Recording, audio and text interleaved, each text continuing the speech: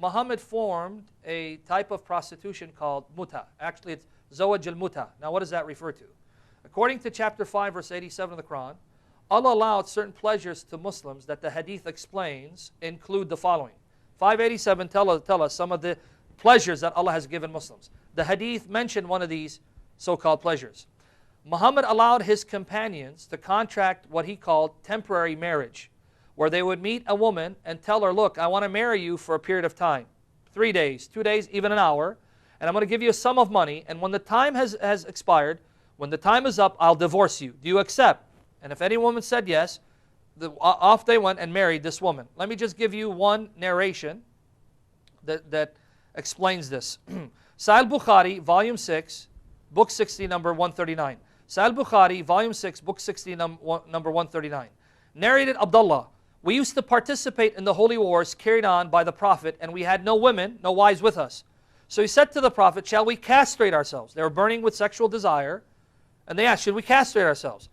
But the Prophet forbade us to do that. Instead, he allowed us to marry women temporarily by giving her even a garment, and then he recited, chapter 5, verse 87, O you who believe, do not make unlawful the good things, the pleasurable things, which Allah has made lawful for you. So what was Muhammad's solution? Instead of saying, pray to Allah for the power of the Holy Spirit, pray to Allah to give you the strength to overcome your sexual desires. No, don't castrate yourself. Go into the city, ask the local woman, can I marry you for a garment? And I'll marry you for 3 days, and once it's done, I'll divorce you. Sure!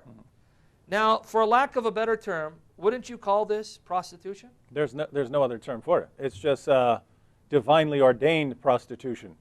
So if you have captives, you can rape your female captives. If you don't have captives because you haven't finished the battle yet, well, you can just go get a couple of women to agree to temporary marriage. We'll marry each other for an hour or a day or something like that. What's sad is, as we've pointed out before, these teachings have practical consequences, and this is still going on. I've posted on my blog that this is still going on in Egypt. This is going on in Syria. This is going on among Syrian refugees, where their husbands are going out waging jihad. Women are at home with their daughters. They can't even feed themselves, and they're selling their daughters to wealthy Saudis for temporary marriage, Mut'ah.